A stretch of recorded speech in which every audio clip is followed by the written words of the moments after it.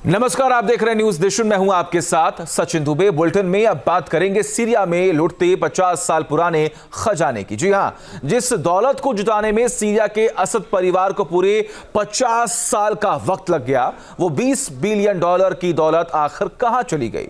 क्योंकि सीरिया में असद सरकार के तख्ता पलट के राष्ट्रपति बशर अल असद तो रूस भाग गए, मगर उनके पीछे उनका अरबों का खजाना लूट के लिए भीड़ बशर पैलेस में घुस गई।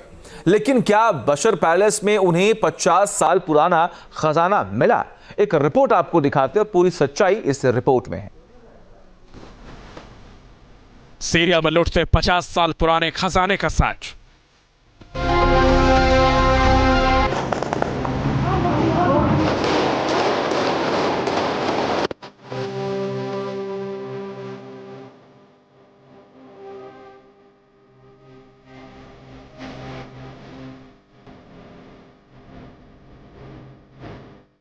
जब एक शासक का खजाना लुटता है तो क्या होता है? राष्ट्रपति भवन में भीड़ घुस जाती है, चारों तरफ चीख पुकार मच जाती है।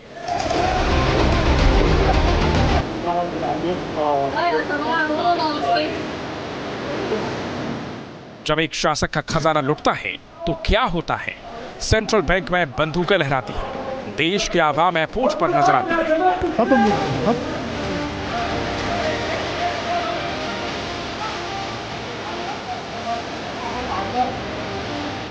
जब एक शासक का खजाना लुटता है तो क्या होता है?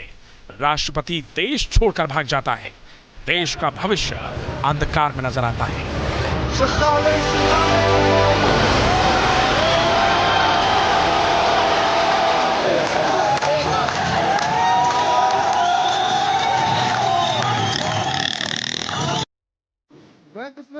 जी हां, पिछले 24 घंटे के दौरान सीरिया में लूटपाट की जो तस्वीरें सामने आई हैं, उसने बांग्लादेश की यादें फिर ताजा कर दी हैं।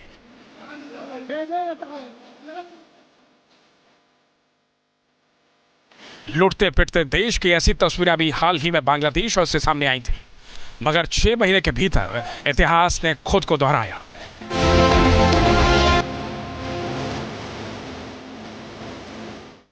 बांग्लादेश जैसा कहर अब सीरिया में बरपाया है। अब सवाल यह है कि सीरिया में 50 साल पुराना खजाना लुटने की कहानी आखिर क्या है? तो इसकी पूरी डिटेल भी आपको बताएंगे, मगर पहले कुछ वीडियो देख लेना आपके लिए बेहद जरूरी है, क्योंकि इन वीडियोस का सीधा कनेक्शन 50 साल पुराने लुटते खजाने से है।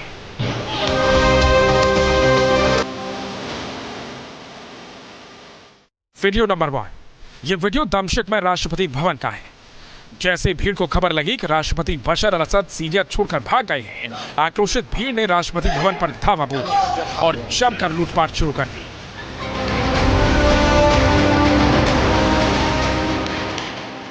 जिसको जैसा जहां जो सामान मिला उसे लूटकर अपने साथ ले गया।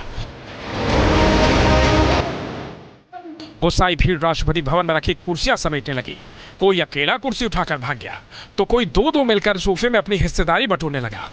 जिसके पास की कुर्सी ले जाना नहीं था, वो सोफे पर ही दावा ठोक कर बैठ गया और अपने साथी के आने का इंतजार करने लगा ताकि सोफे को राष्ट्रपति भवन से उठाकर ले जाया जा सके।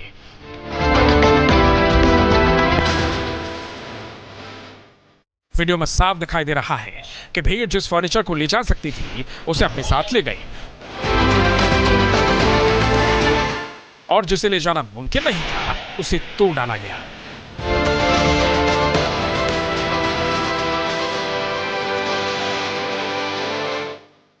Video number 2। चौंका देने वाला यह वीडियो राष्ट्रपति भवन के किचन का है।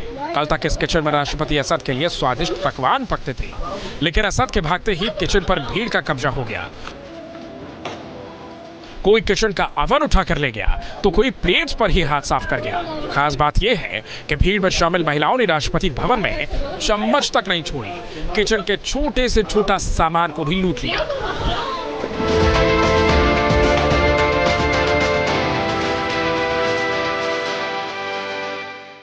Video number 3। ये तीसरा वीडियो राष्ट्रपति बशर अल असद के वार्डरोब का है।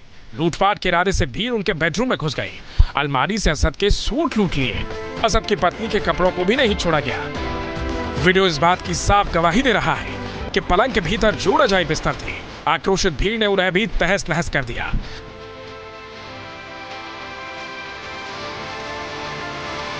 जिसे अपने लिए जो काम की चीज मिली उसे अपने साथ ले गया।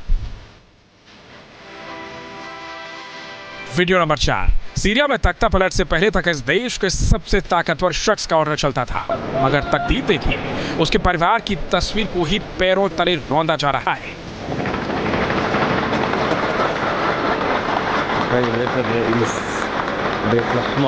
असद की लुटती सल्तनत में हर कोई अपनी हिस्सेदारी लेने पर तुला है कि लोगों ने फ्रेम से शीशे तक निकाल लिए और अपने साथ ले गए।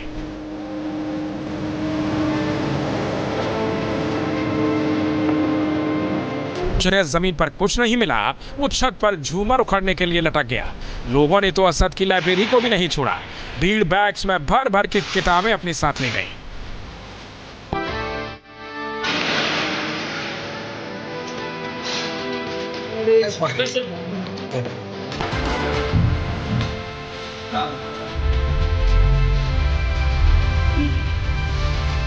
वीडियो नंबर 5 में भीड़ असद के गैराज तक पहुंच गई और दिखाने की कोशिश की कि कैसे राष्ट्रपति असद शाही जिंदगी जीते थे। वीडियो में गैराज के दोनों तरफ महंगे आलीशान गाड़ियां नजर आ रही हैं, जिसे सीरिया की 92% आबादी गरीबी रेखा के नीचे जीवन जी रही थी। वहां के राष्ट्रपति का ये शाही ठाठ आंखों को चुभने वाला है। वीडियो बना रहा शख्स ये बताने की कोशिश कर रहा है कि इतनी महंगी गाड़ियां तो किसी विकसित देश के शासक के काफिले में भी नहीं होंगी।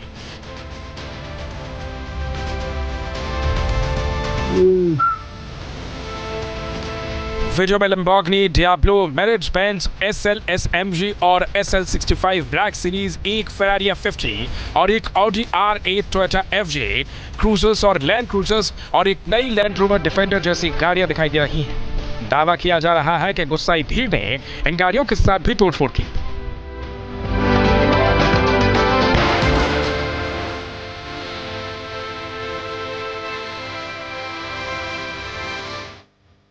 Video number 6। इस्लामिक चरमपंथी हयात तहरीर अल शाम के नेतृत्व में जब इस्लामिक विद्रोही बल राजधानी दमिश्क में घुसे तो लोगों ने जश्न मनाना शुरू कर दिया। विद्रोहियों ने सरकारी जेलों में वर्षों से बंद कैदियों को रिहा करना शुरू कर दिया।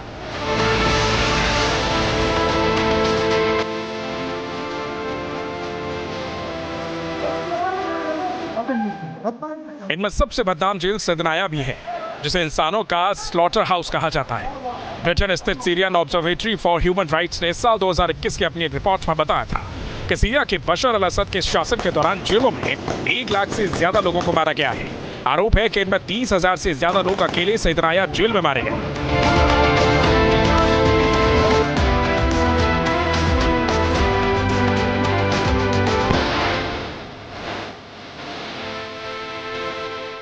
Video number 7।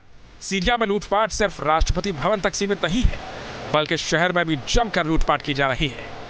हद तो तब हो गई जब मौके का फायदा उठाने के लिए भीड़ सेंट्रल बैंक ऑफ सीरिया में घुस गई और नोटों के पैकेट लेकर भागने लगी। हालांकि भीड़ बहुत ज्यादा दूर जा पाती उससे पहले ही STS के लड़ाकों ने इन्हें रोक लिया और रुपयों को उनके कब्जे से छुड़ाकर इनकी पहरेदारी शुरू कर दी। वीडियो में सड़क पर जितने भी पैकेट्स नजर आ रहे हैं, दावा किया जा रहा है कि उनमें सीरिया की करेंसी जो सीरियाई विद्रोहियों को नजर आए। लेकिन इससे पहले भीड़ कितनी बड़ी रकम लूट कर ले जा चुकी होगी, इसकी जानकारी किसी के पास नहीं है।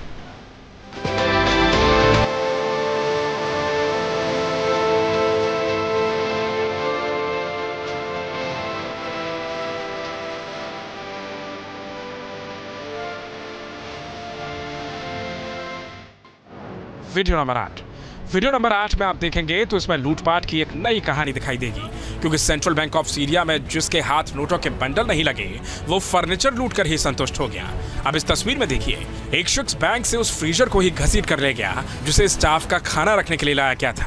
मतलब किसी ने भी मौके को हाथ से नहीं जाने दिया। असद के लावारिस सीरिया में सीरियाई विद्रोहियों ने सत्ता हासिल करके भूख मिटाई तो जनता ने लूटपाट करके आत्मसंतुष्टि कर ली।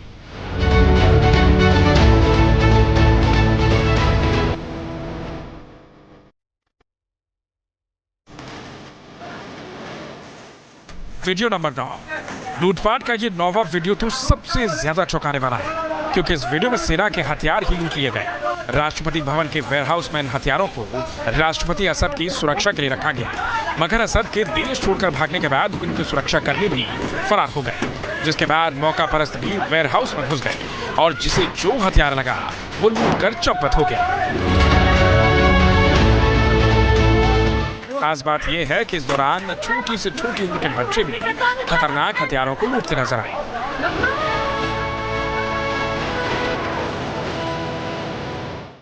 Video number 10। हालांकि लूटपाट का ये आइडिया सीरियाई विद्रोही गुट HTS ने ही सीरिया की भीड़ को दिया है, जिसकी गवाही ये 10वां वीडियो दे रहा है।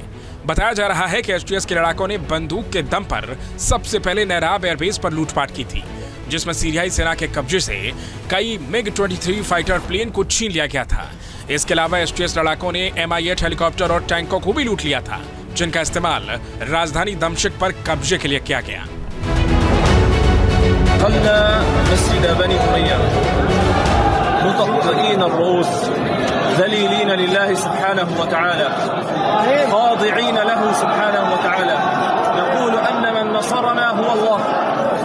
الله تعالى بقوته هو الذي نصر لا بقوتنا ولا بحولنا هنا عقر دار الإسلام هنا الشام هنا عمر بن عبد العزيज। सीरिया के लोगों ने गृह युद्ध कोई पहली बार नहीं देखा है, लेकिन ऐसी तस्वीरें पहली बार सामने आई है जब सीरिया की जनता ही लूटपाट पर उतारू हो गई। इस बात में कोई शक नहीं कि विद्रोह की साख को विदेशी ताकतों के समर्थन वाले HTS ने हवा दी है, लेकिन शक इस बात में भी नहीं है कि सीरिया की जनता भी इसके लिए उतनी ही जिम्मेदार है, क्योंकि वो भी आज लुटते सीरिया में अपनी हिस्सेदारी लेने का मौका नहीं छोड़ रही। लेकिन सवाल यह है कि राजमहल की लूट क्रांति का प्रतीक है या सीरिया के अंधकारमय भविष्य का। अगर संख्या बल को ताकत मानकर आज सीरिया को लूटा जा रहा है तो यकीन मानिए इससे बशर अल असद को सिर्फ इतना फर्क पड़ा है कि 50 साल से उनके हाथ में सीरिया की जो सत्ता थी वो चली गई है। जहां तक उनकी संपत्ति का सवाल है तो सीरिया के लोगों ने राष्ट्रपति भवन से लेकर सीरिया की सड़कों तक जो उत्पात मचाया है उससे बशर अल असद या उनके परिवार की संपत्ति को कोई नुकसान नहीं पहुंचा है।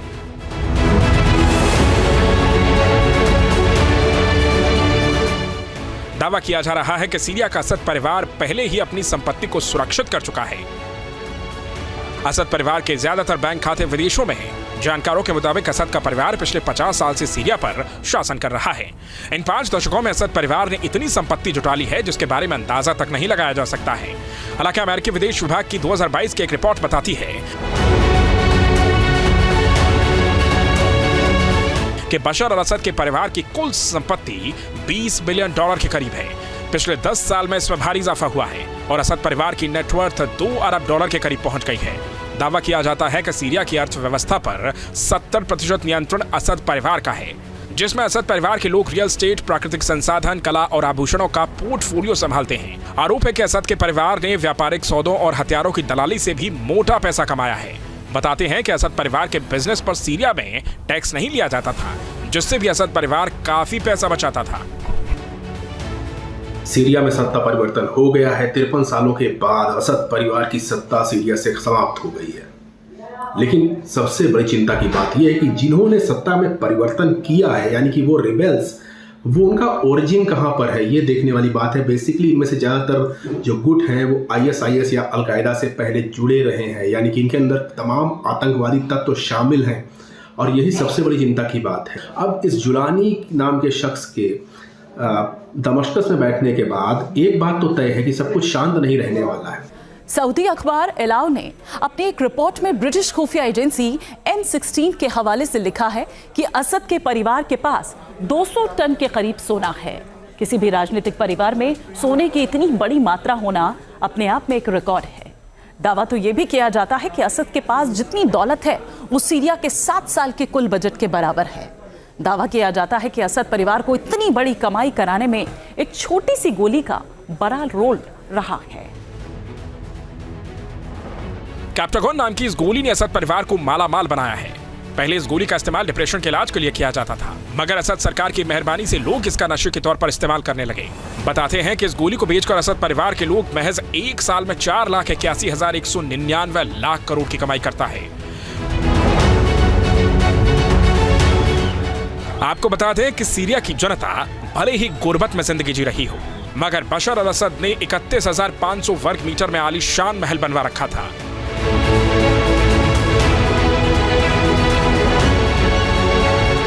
जिसमें राष्ट्रपति असद ने अपनी पत्नी की पसंद के संगमरमर पत्थर, सभी आधुनिक सुविधाओं और भव्य गार्डन और महंगी पेंटिंग वाले कॉरिडोर बनवा रखे थे। इसके अलावा सीरिया की जनता आज बशर के जिन महंगे कपड़ों और फर्नीचर को लूट कर ले जा रही है, उनकी कलेक्शन भी राष्ट्रपति असद की पत्नी ने ही जमा कर रखी थी। साफ है कि अगर आज सीरिया की आवाम सड़क पर उतरी है तो इसके लिए काफी हद तक असद परिवार ही जिम्मेदार है।